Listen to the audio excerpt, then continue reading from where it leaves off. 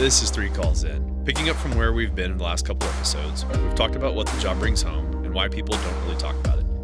I think where this goes next is, when does it actually start to feel different? Not one bad call, not a single moment, but when do you start realizing something's off? So in pretty typical responder fashion, I'm going to step in today for Danielle just for this episode, and we're kind of going to roll with the punches and I'll ask the questions and you guys can talk. For the people who don't know me, my name is Kate Cooper. I am the owner of Inner Circle Mental Health, and I'm married to a prior cop, so that's kind of where most of my experience lays. But I have a lot of experience in the family side. I know how terrible it can be sometimes to be married to a responder. But this is much more about you guys than it is about me. So the first question that I have for you guys today is, when did you first notice the job was affecting you differently than you expected? I'll let you take it, Shane. I would say it took a few years for me to realize it. Like it definitely started before then, but I'd say 2 years in, after seeing everything you see your first 2 years, because in the beginning, you're so going and working and just trying to figure the job out. And then about year 2, you really kind of, things start hitting you. And you're like, hey, somebody just in a conversation, like, oh, you remember when we worked that call together? And you're like, dude, I have thought about that 15,000 times since then. Like something's not okay. And then I've seen it, that's about when my marriage started going down the drain. My first marriage started going down the drain, and there were issues there. And there is a lot of that that I didn't realize was me due to the job, because I didn't understand how to handle it. So I think it took me about 2 years to realize that there was more going on. Yeah. I'd say probably about the same. I'd say about around 2-3 year mark. It was different because it was like, it didn't, as you stated, you start the job and it's like, I'm trying to figure everything out. I'm the rookie. I'm trying to figure out the daily ins and outs. I mean, what's for lunch? What does everybody like to do? At a fire station, you have usually 3 other dynamic personalities in there with you, and you're there for 24 hours together.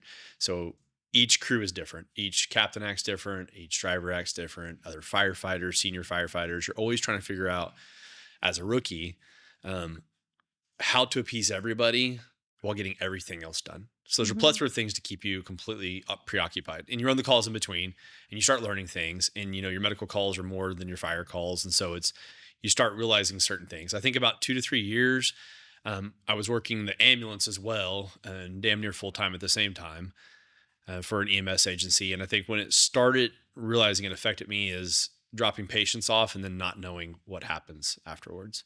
So it was like, the curiosity more came in. So you drop off this patient, it's a child, you take him to Children's Hospital, but you don't know anything after that. And then you're expected, I think Danielle brought it up one of the episodes before, that you're expected to just go back in service and pretend like nothing happened, right? You go to the head-on collision that, I ran with my wife. We both worked as paramedics on this call. We go to this head-on collision. This guy's life is essentially over. Drop him off at OU Medical Center. And then you come back and we answer this call for a fender bender in a Homeland parking lot. And you're like, and everybody's like blowing it out of proportion. And then you're like, seriously, like I said, pardon my French, but the fuck is wrong with you at this point? We just ran this, but you don't know we ran this, right? And you're not expected to know we ran this. So I think that's where I started noticing things started bothering me, is not knowing what happens after you drop patients off. And then after your first couple of pediatric calls, those are the ones that really started to grind. And it was just, you see your kids in every child. It doesn't matter the age difference, because even if your kids, my daughter is 22, she's got a grandbabies, but you could run a 5-year-old and I'll see her as 5 years old. Right. Right. And you start seeing those kids. And so I think that's where it started affecting me, where I was realizing that I was figuring out my job 24 hours, 10 days a month. And now I was actually starting to pay attention to what I was doing and what was happening afterwards. I was getting this giant unknown. And it was weird because, like my wife was also a paramedic. So I had a good support system come home to, and we could discuss calls. But, she brought it up to me once and she was like, even now in the position I'm in, it's like you can tell when you have a bad day sometimes at work because when you come home, your attitude is completely different. Hmm. And you can try to separate it, but it doesn't always work.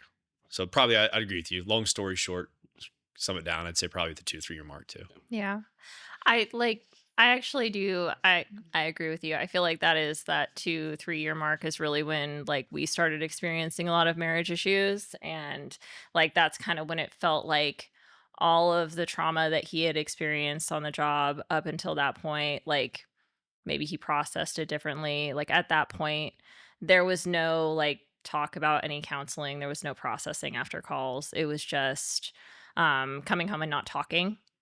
And then, 2-3 years of that really does a number to your marriage. Yes, it does. Yes, it does. My ex-wife was a police officer, and it was both. It wasn't just me coming home not talking. It was her not coming Mhm. home not Yeah. talking, and she went to the academy after me, so I feel like she kind of got it a little bit earlier than what Mhm. I did, the 2 year mark. Um, and what you're saying, like the come home not talk, and then Mhm. I mean the best way to put it is like your roommates that don't like each other.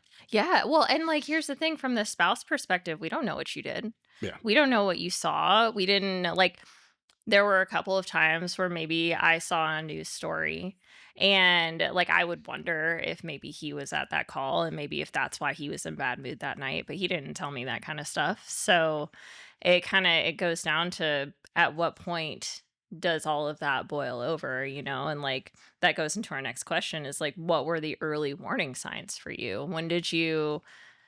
What started happening? Was it more mental? Was it more physical? Was it like behaviorally? Like what was your first sign that things were changing for you?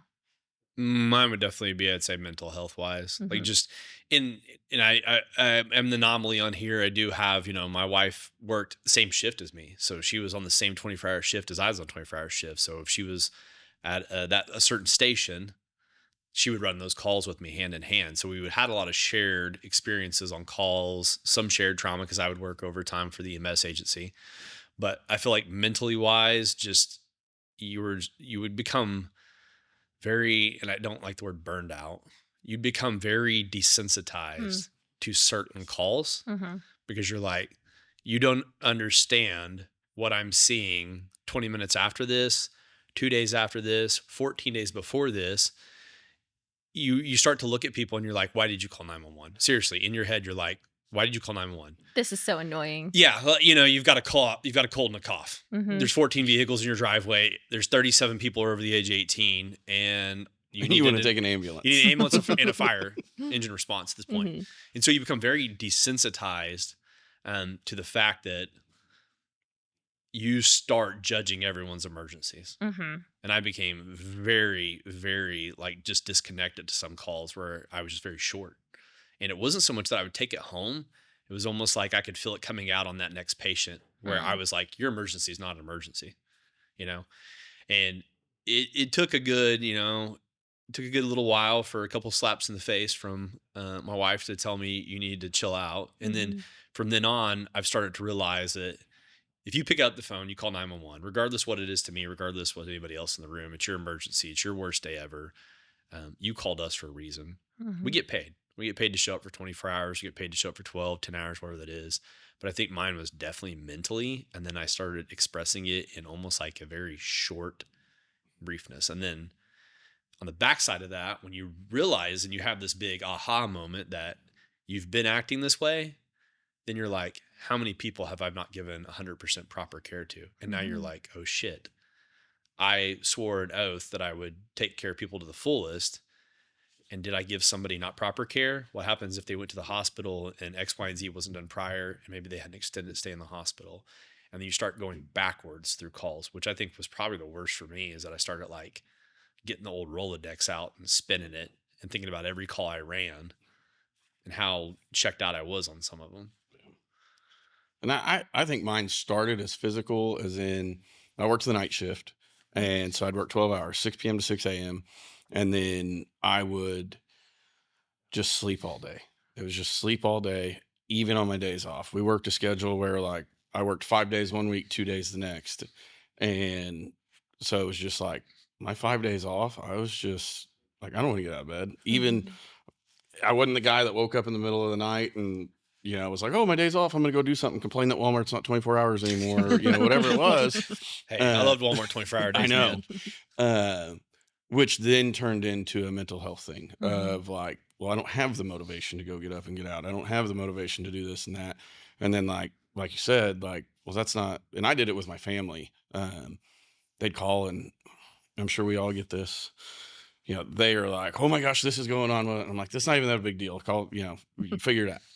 And that's where it really started getting to me. I'm like, my parents are calling me or my family's calling me because I'm supposed to know what they're supposed to do. Like I'm a Mhm. chaos coordinator and they need to know this law question. And I'm like, I don't have time for this. Like Mhm. this isn't my thing. And I say like that still happens today though. With like, Oh I feel like I'll never shut that part of me off. And unfortunately, when we don't really tell these people, we're not like, hey, that's not that big of it. In your head, you're like, the hell are you bitching about? Mhm. We've got yeah. most of our friends aren't in the first responder agency. So like the individuals we know, a text or you're like, are you serious? You're really freaking out about this. Yeah. This is the world's on fire for you. You have no idea how bad you have it. There are, kids like this, kids born with cancer and all these different, Yeah. we did cardiac arrest twice this week, pronounced a child on scene, ran a car wreck where a drunk driver hit it. And you're over here complaining about, the mail got lost or whatever, Mhm. and it just, I feel like that's never going to shut off. And I've tried to get better at it. I mean, literally on the way here, my sister called me and was like, "This car is parked too close to the intersection." And She's watching now. So I know yeah, she's going to, yeah. but like There's the comments are going to blow up. 5 years ago, I'd have been like, okay, like quit being that person. Yeah. But now I'm like, okay, hey, this is what the law says. This is what Mhm. you should do. Keep in mind, I work with these people, things like that. And so I've gotten a little better at it, but there is where I'm like, all right, anything else? Hang up. You installed a filter is what you did. Yes. Mhm. Yeah. We remove it and then we install And it. it's not fair to them. They don't understand. No, it's not. It really No. isn't. I mean, you guys are the heroes. Like that's what people come No, to you, and it no. doesn't matter. Yeah, it doesn't matter if you don't think of yourself as the hero because society thinks of you as the hero. And so when something is wrong and they know you personally, like you're the safe spot. Like calling 911 is scary.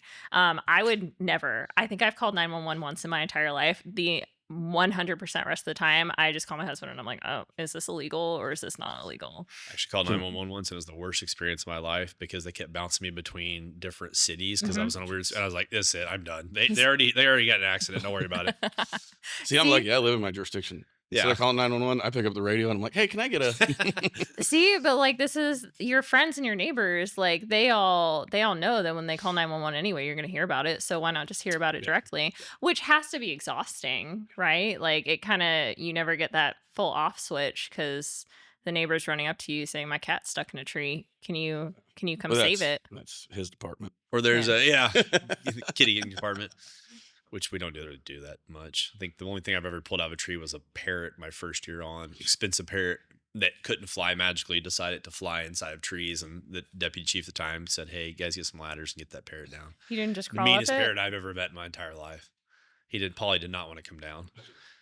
But like you said, your neighbors, right? I'll Mhm. get people like, hey, there's a fire on the other side of the universe. What's going on? You're like, I don't know. Also, I can't or- tell you. Also, Yeah, like there's 14 cars in front of the Walmart in Yukon. What's going on? Mhm. Oh yeah.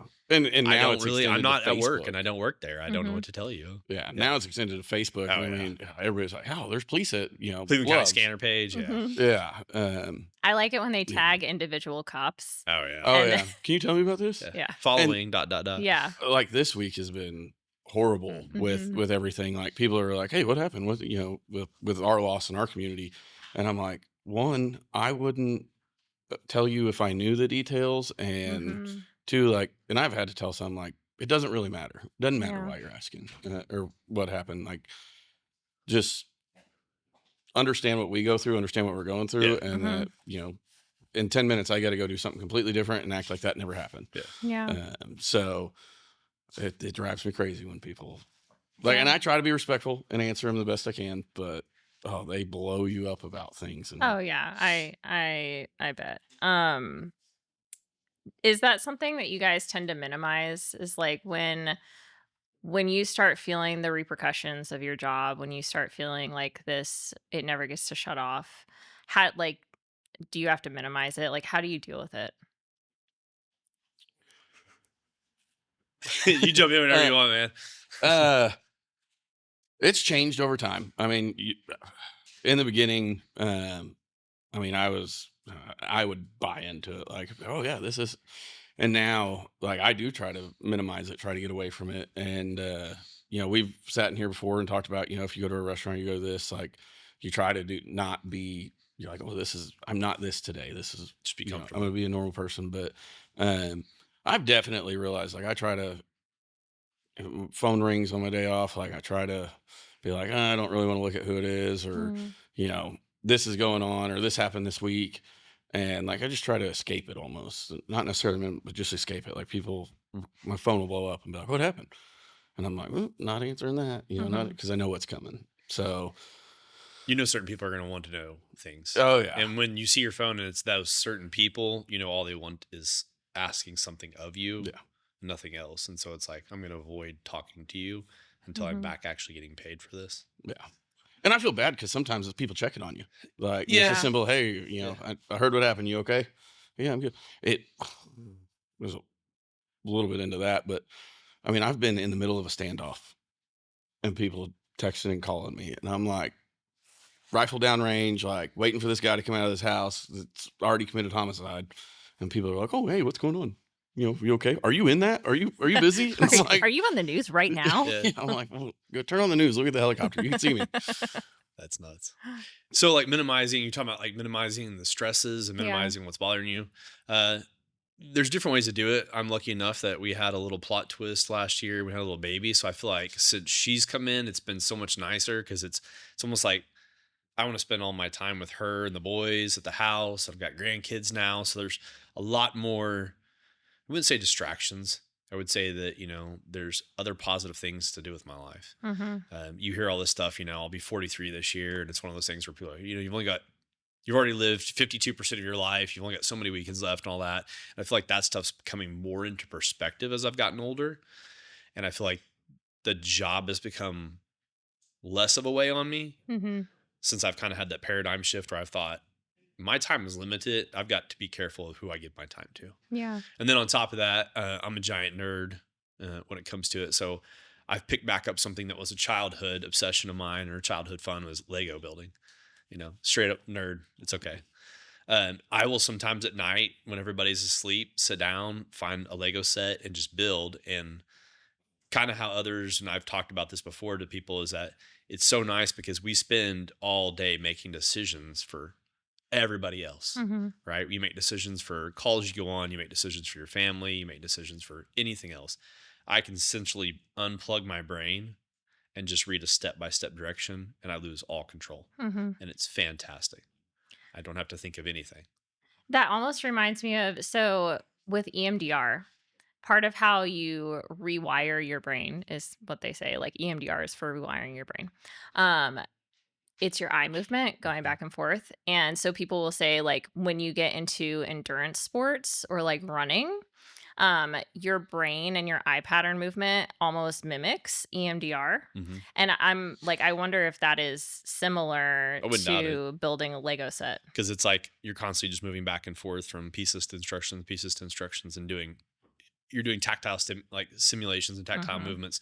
And it's nice because it's also something I get to share with like my 15-year-old. Like he's into it too. We went to the Lego convention last weekend, took my little baby, strapped her to me, Mhm. walked around, and it's nice just to kind of lit loose. It's Mhm. not where I used to hunt back in the day. I don't really want to be gone for 3 days now away from the kiddos. Yeah. You leave on a Friday, come back on a Sunday. Yeah. So now I want to be more home so I can do things that are just involve the children. Yeah. So I met you when I was at the health department Yep. and I fully annoyed you for 2 years while I was Yes. at the health department. And like, I will say, since your daughter was born, like, I have seen such a shift in how you handle your job. Like, it used to be, um, you were very job centered, and that was basically your entire personality. I was consumed. Yeah, and, like, since she was born and since you found out that you guys like she was gonna be born, I've really seen your whole focus shift and you have much more of that like family mindset and that looking forward mindset. And I'm not gonna call you old because I know I called you old a You lot. call me grandpa, so it's okay. I Yeah. mean, it's not I am. untrue. Yeah. Um, we're all getting old. I had Yeah. that realization last week. So as we're getting older, I feel like that's such a healthy way to navigate the everyday stresses of your guys' Oh, it jobs. is. I have another question. I'm just looking for it. And I'm really, look, this is not. It, the grandparent thing, best thing on earth. I Man. oh gosh, like it's like, oh, you're happy, you're mine. Yeah. Mhm. Oh, you're sad. Here you go. Well, you know, it's like But it my, opens everything up a little bit more. my daughter was born when I was just turned 20. So I was 20, and then like 2 months later she was born. And so it was like the job I had at the time, I did 14 years retail. And so I had no time off. So when she was born, I took 2 days off, and that was it. I went right back to work and was 5 days a week, sometimes 6 days a week, because she was born in November. That was holiday. That's peak season. No time off request, nothing. Essentially, my ex at that time, she worked and went to labor that morning while she was at work, and then went to the hospital, and I had to stay at work because I didn't have time to take off. Oh, Whereas now, like Kate said, it's like the job I'm in affords we have a lot of good benefits. We have comp time, sick time, vacation. And so I got to take off from when she was born, and I didn't go back until the end of, I took, I think 6-8 weeks off. Mhm. And then when Jess went back to clinicals, I took another 2 weeks off to get her out to this point where I felt safe that she was at a daycare. Mhm. And she's at a home daycare, and she's essentially the lady who watches her. We call her Auntie Karen now because she is her aunt. So it was one of those things that had back then. oh yeah. Yeah, I got very limited time with my baby. I feel like I had so much time with her. It was just fantastic. Mhm. Having kids, if you're on the fence about having kids at an older age, do it. Pull the trigger. Do not stop. It's the May perspective. have another one. Who knows? It's the perspective. I feel like once you get older, like everything, you guys can look back at your careers, you can look back at your families, and you can kind of see like Mm-hmm. this is where I fucked up, this is where Oh, I yeah. didn't fuck up, and Did a lot this of that. is Oh, this is yeah. what I can change right now. And I think that that's important. That's important perspective. Not to a have. good dad in the beginning. Very, very many years Okay, ago. is anybody a good parent at 20? Because I wasn't. No, yeah, I guess so. That's another subject. Okay. No, all right. yeah, let's not dig into that. Back to the actual topic of really we're diving into when we first noticed that the job was really impacting you guys differently than what you expected. Was there a specific moment where you were like, this is not normal anymore? Like something has to change. I can't keep doing it like this. I wouldn't say a moment, maybe a series of moments. Mm-hmm. So an accumulation of time. I think the big trigger for me, and I kind of hinted on it, I think on one of our first podcasts, was there was a call we ran. We call them frequent flyers sometimes, individuals who call the time, and it's not negative, but they call a lot.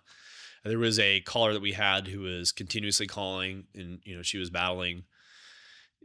You have meds to take, and the meds are supposed to help you with X, Y, and Z. And then if you are afraid to take the meds, then problem A is coming back, right? So it's one of those, you don't trust the doctors, but you need to take these meds, otherwise mental health problems are going to start. So it was a back and forth with this individual.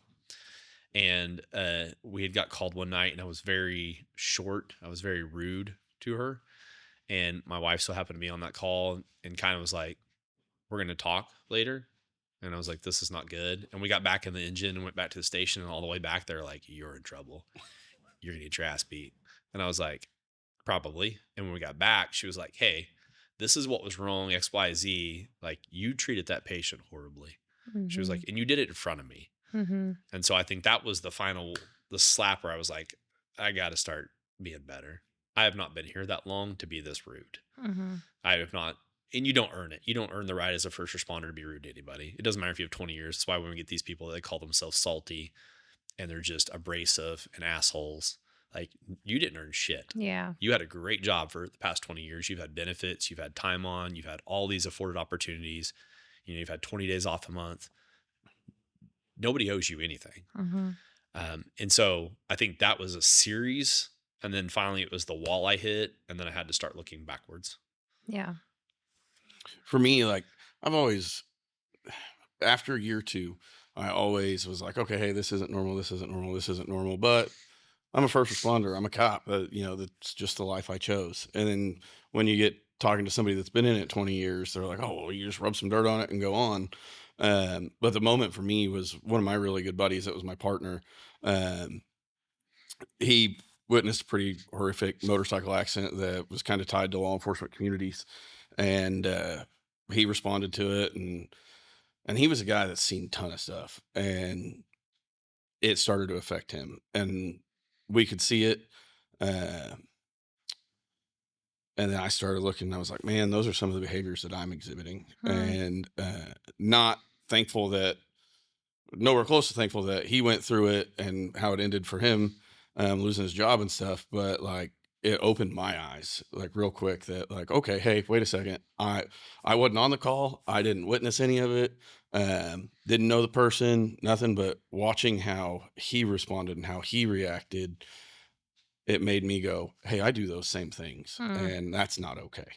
And so that was kind of my moment of like, whoa. And honestly, that wasn't 2 years ago for me to actually sit there and be like, hey, I've really got to consider this. I think Kate has begged me to start therapy for the past 2 years, right? Yeah. For about, sometimes I just make you an appointment and then And you. then I never, yeah, I get a questionnaire to fill out, and I'm like, "What's this for?" And it's like, "You have an upcoming appointment," and I'm like, "No, I'm not going to that." My staff will be Decline. like, "Is this guy coming in?" And I'm like, "No, No, he's I not know going to he's show on up. the schedule. I'm just." He doesn't know he's on the schedule. Yeah, Yeah, he knows. he He just knows, won't show but he's up. not showing up. I'll do it when I quit.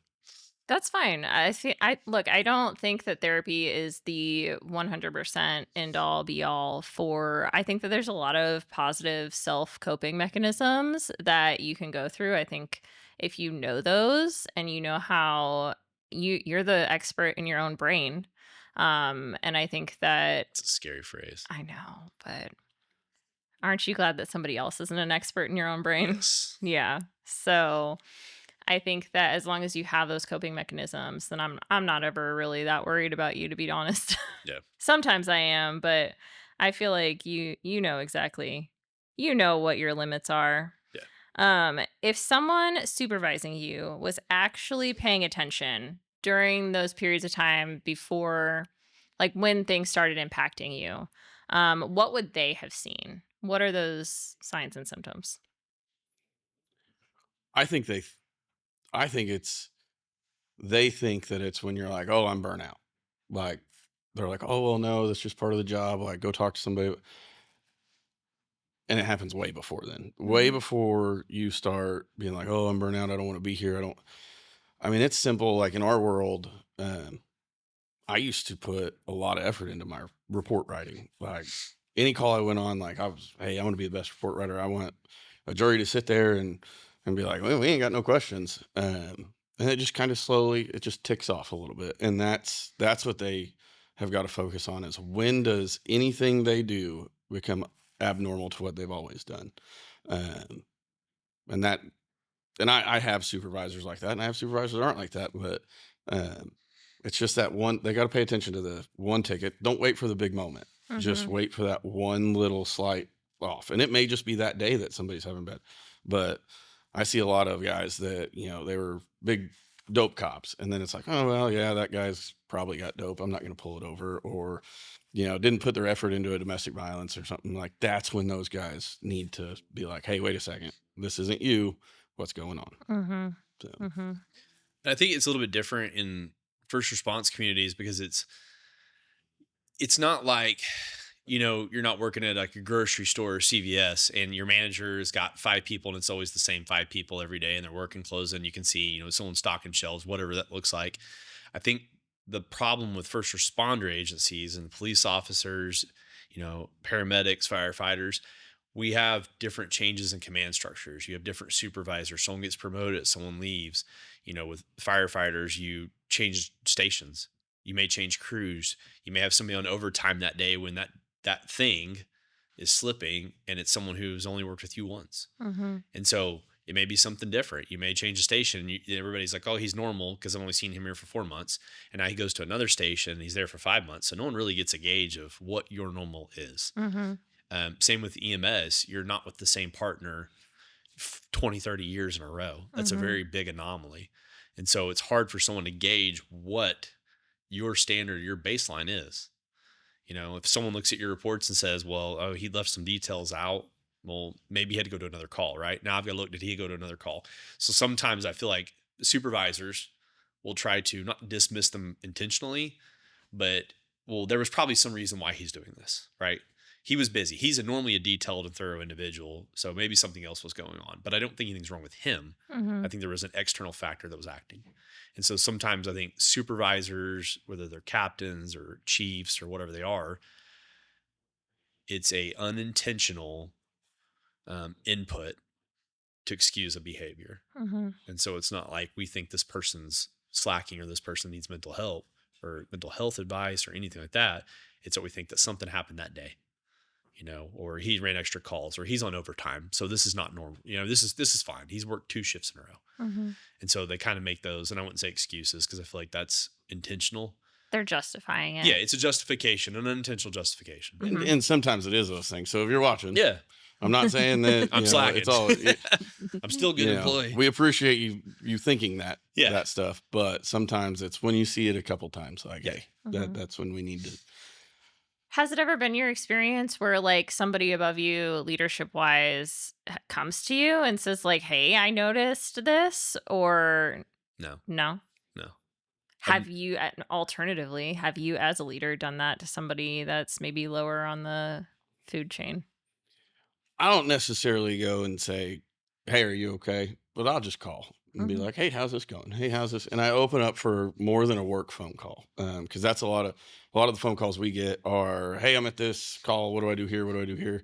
And sometimes I'll check, make sure they're not on a call, and I'll just call them and be like, hey, what's going on?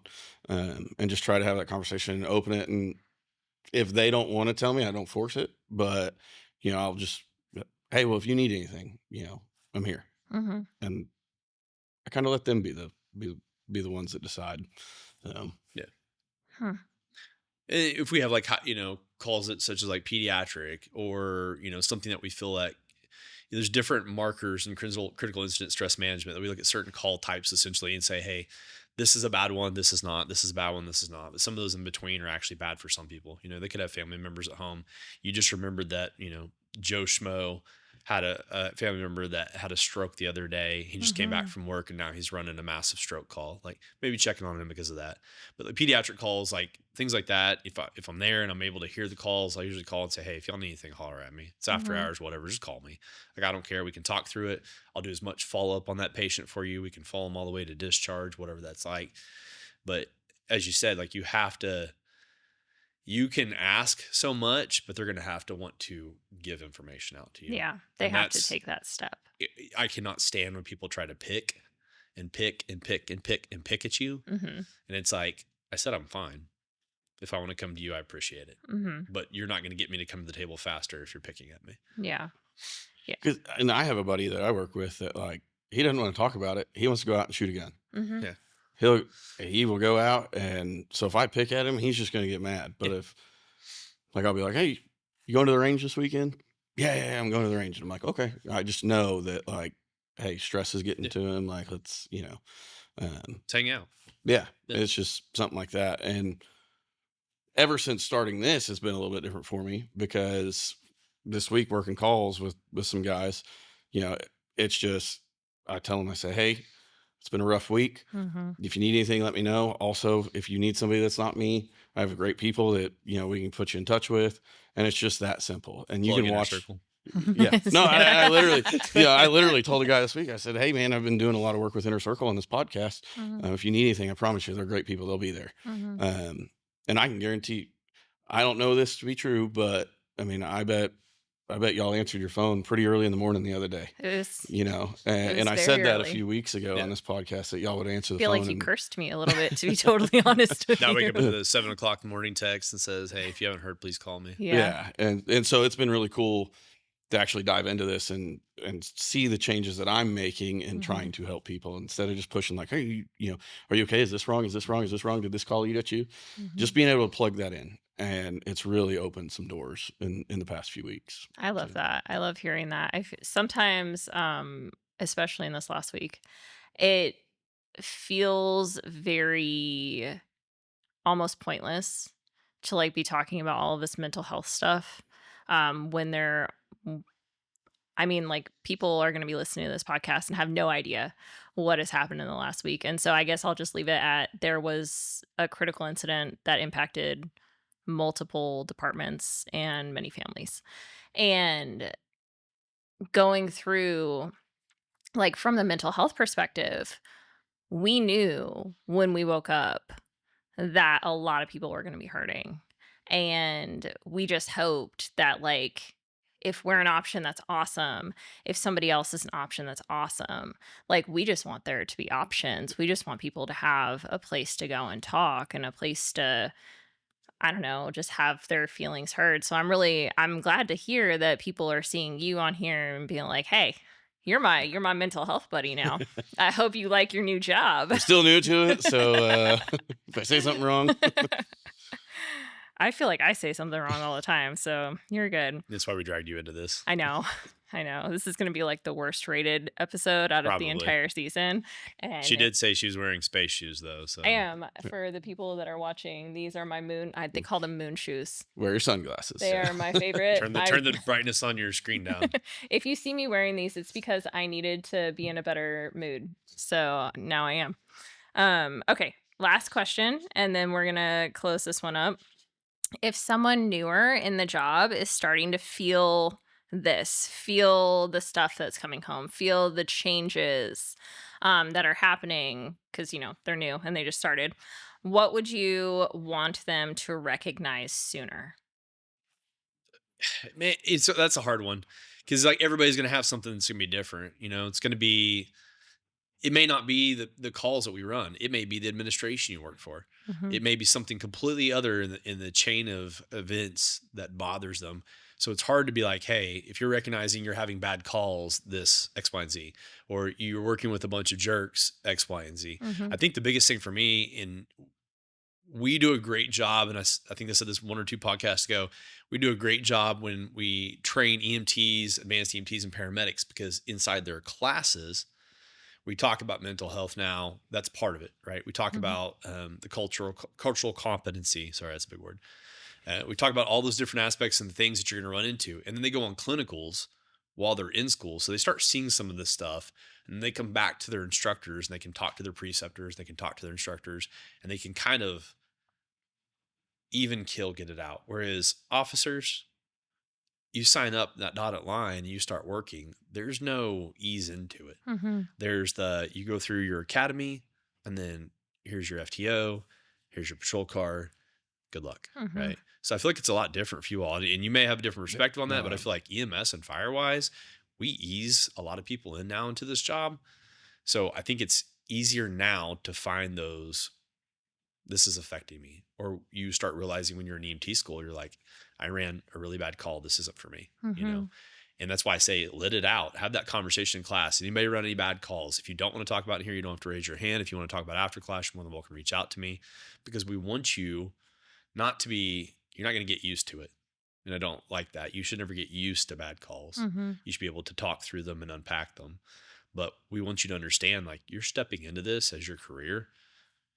You've got to find healthy coping mechanisms or ways to talk about this, or it's going to eat you alive. Mhm. And you're going to find something that's not going to be healthy for you. Hmm. So I feel like EMS and fire, it's a lot more of an ease. And you may have a different perspective. No, you sitting there saying that. I mean, I can tell you, one of my good buddies, literally his first call, his first shift, got in a standoff with a suicidal guy. Oh.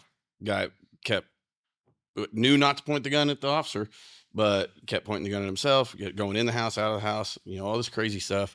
And thankfully it ended well, but like that was his first day, his first call. Mhm. And there's no way to, I mean, it's literally like go to the academy and then, hey, welcome to the job. This is your Yeah. first call. No ride alongs to start out with. Yeah. And and we with ride-alongs, we're like, no, don't take a primary call, don't get in a chase, don't go Yeah. anything crazy, like let them see. Don't scare them. all- We want them go to to all work the- here. Talk you to know, the citizens and wave. Yeah, like how great this is. Hand out stickers to the kiddos. Yeah. But man, for me, like, don't wait for it. Don't wait to notice something. Mm-hmm. If you're going to do this job, if you're any one of these jobs, like just be prepared for it and start finding your way to help yourself the day you start the academy. Mm-hmm. Because for me, like our academy, they don't do it this way anymore unless you're like OHP or Oklahoma City or a large agency. Mm-hmm. I was gone for 16 weeks. Mm-hmm. Yeah, I had to go. You had to stay there, huh? Yeah, I had Oh. to stay there. I mean, I got to come home on weekends, but you don't realize what that has a toll on you. You know, Mhm. especially these guys and girls are 21 years old and starting their life, starting their relationships, starting their families, and it's like, okay, you want to do this job? Go away for 16 weeks, Mhm. 28 weeks, whatever agency you have, that however long it is. That is going to take a toll on your life in some way, your marriage, your relationships, your families. As little as getting to spend time with grandparents. Mhm. One thing I never realized was I don't spend enough time with my family until you lose somebody. So immediately figure out what that's going to be. If it's fishing and just talking to the good Lord, like that's fine. Mhm. If it's, hey, I don't have something like that, so just enroll and going to talk to somebody. I'm not saying every day, not every week. Maybe once a month, once every 6 months. Find somebody to have that conversation with, and just write out that when you're ready to sign that line and commit to one of these jobs, just do that. Mhm. And you're going to notice things, but really just already commit to caring about yourself, because if you don't care about yourself, you can't care about anybody else. Yeah. So I think one thing you brought up there that really gets me is 18. 18 years old signing up for these things. Mm-hmm. And I get it. We're 18. We're adults on a piece of paper. Mentally, Nowhere men are not close. adults at 18 years old. Nowhere close. They're like 30, 35. But I think I'm thankful that I didn't start until I was 30, 31. Mm-hmm. I'm glad I had X amount of time and I had more abilities, coping mechanisms at that point when I started, because I feel like at 18, you get a good perspective. If you're 30 years old, you start a job, you're like, I have some different jobs I've had a little more perspective. 18, this is all you know. Yeah. You could have worked ball fields at 16 years old or a hot dog stand or worked at the community pool or whatever it is.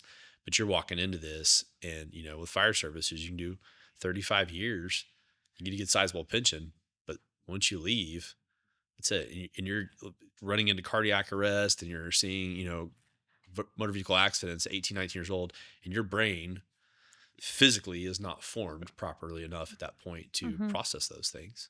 And so I think what you said here is a good point, kind of wrap things up, and it brings back to your question. You said, what would I want to tell somebody? Mhm. I'd probably say if you're going to start this at 18 years old, you probably need to have more of a support system and more of a mental health foundation Mhm. than the 30-year-old that's starting it. Yeah. Because you're not formed yet. Front Mhm. part of your brain, your frontal lobe, that stuff is not to where it needs to be for you to process those things without help. Mhm. So Yeah, I think that's great. I think that if I had a choice, I would say that I would really love anybody considering entering this field establish a relationship. They don't have to go all of the time, but establish a relationship with a mental health provider once or twice. Just get to know them, because you need to have that in your back pocket, right? Like, you don't want to get 3, 4, 5, 10 years in, realize that you're struggling and be like, I don't know where to go. I've never met with anyone before. And now it's scary because you have to find someone new. You have to go somewhere new. We spend so much of our time in our circle, like, convincing first responders that our building is not scary, especially cops. Like, sometimes they circle the building like 2 or 3 times. Yeah, like, I don't know. they don't want to go in. They think, pretty and so like sketch. we try really hard with our marketing to try to make it not scary for first responders who always want to be in control of everything and normally are in control of everything. And so, like, we'll do things like we'll post pictures of our lobby on our social media, just like walkthroughs of the building, so that you feel better. And it feels ridiculous, but I wish that every single person who started this career would have a relationship so that when they needed it, they knew where to go and it wouldn't be scary at that time. So, Yeah. Agree. No, I agree. I mean, you have no clue what you're stepping into when you start this job. You think you do. You have no clue what you're stepping into when you start these jobs, and you don't know that you're going to need that in your back pocket. So just listen to us and understand, like, we're telling you from experience, like, hey, have this ready. But these are the greatest jobs in the world. And, you know, I know you hear a lot of people say that, but we're not telling you not to do it. But just be prepared for what comes with it. But we get to see a lot of them. He's gonna punch me off camera now. And that's what we're doing.